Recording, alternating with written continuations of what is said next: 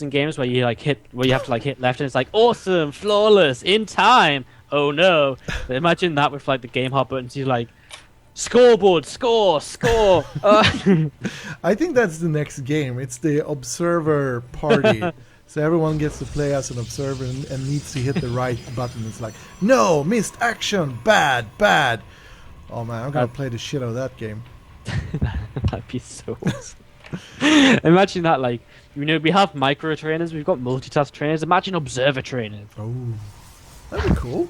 That'd be quite entertaining. I don't know how it works though, because I mean, unless you're actually talking about the game as well, it's not quite the same. Because if you only stare at the mini map, like, yeah, you're gonna do good, but like, imagine that gives you points for like smooth transitions, and if you go too fast, it's like, whoa, minus points, minus points. It's like your unit dies and you're missing. It's like minus points. You hear the audience boos like, "Boo! No!" Losing the game. Caster's being angry. Oh, that's so bad. All right, but back to the grim reality or the grim future of StarCraft. And we are watching Game 2 between Sjaak and Adonminus. And the player currently in lead has taken his position on the top of the map. It is Sjaak playing in yellow.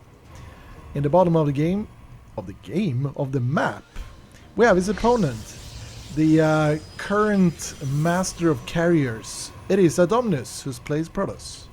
In purple. Master of carriers. That sounds kind of cool. Yeah, it is, man. And we saw carriers from him yesterday. We saw carriers from him today. You know, how many more times can he show us carriers before? I don't know. I've seen carriers from him so much, probably more than any other player. So wow. So here we are, game 2, and I mean, this is the point where we're at the situation where one of these guys can fall out. Adonminus, if he loses this map, goodbye, he's gone. Eliminated from the Winter League this year. Man, it's tough, you know, being in that position, fighting upwards. You need to have nerves of steel, or nerves of, I don't know, what's what, diamond.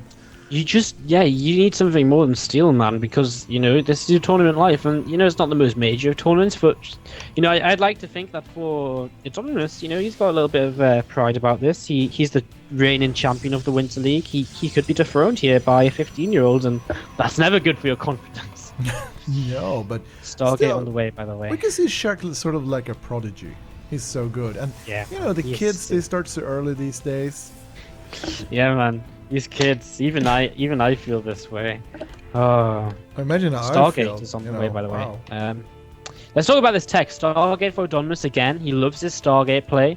Twilight Council for Sjaak. So maybe Sjaak goes for what he wanted to do in game number 1. You know, he tried to get that Twilight Council with a 2-gateway opening and then into the Twilight. It's definitely, I think, going to be Blink. And Blink's a really nice opening against Phoenixes.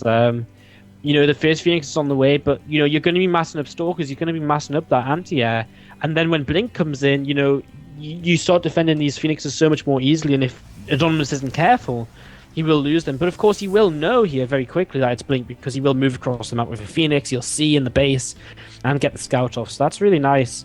As the longer he doesn't start Blink here, the more I start to worry he is actually going to go for a Dark Shrine, which I'd be... Okay, there's Blink, and a Corona Boost. And I hope it's not fake, because I'm pretty sure this couldn't be DTs. It's kind of getting way too late for that. So, anyways, yeah, I don't think so. It's probably going to be just a Blink play and try to hit some kind of a timing and go for that. But we'll see. We'll see. The ship core for Sjaak gets a kill and recalls out of there. Kind of nice, because honestly, he actually forced the O-Photon overcharge from his opponent, and you know he knows it's a Stargate play. He's not really going to need a Photon overcharge in the imminent future here. So. You know, he doesn't lose anything by recalling out. Starts up his own robotics facility with Blink on the way, and Blink on the way for Adonminus 2 is proxied down to the south side. It's kind of a weird proxy, because obviously, well, Sjaak's actually seen it. What did he see that with? I have no idea, but he's seen it. That is, well, that's really nice, and that's probably why he started up this robot, to start immortal production for himself. Alright, and yeah, robotics, everything is fully in place now. Yeah. Now I say that, you know, I say so he can start an Immortal against Blink. You know, it's also saying he can start an Observer against DT Shrine too, of course. So yeah, that's the more obvious thing. How can I say the stupid thing and not the obvious thing? I don't know. Oh, so Robo finishes. I mean, he should just chrono boost out an observer, keep it with his army, and then one immortal or second observer. You know, he can do whatever he wants, depends how much information he feels he needs. He's gonna just expand, and honestly, he's in a good position. Adonminus isn't quite ready to expand himself, and I mean, the way Adonminus is setting up is as though he wants to just be aggressive. I see that Sjaak actually saw the Twilight Council. Yeah, he did. He saw it early, and that's why he threw down the robo facility, I think. Otherwise, he would have just stayed on the store, because you can see he's warping his sentries in case he needs a force field against DTs. But now his observer's up, he's safe, and he's chrono boosting out an immortal too, which just makes his army that much more kind of hearty, that much more feisty. The only problem is he's a little bit supply blocked, but his pylons are on the way, and the next is about to finish. But he doesn't have as mobile an army as Adonminus, because Adonminus, all his army is going to be Blink Stalkers, so they're all going to be able to blink in the main.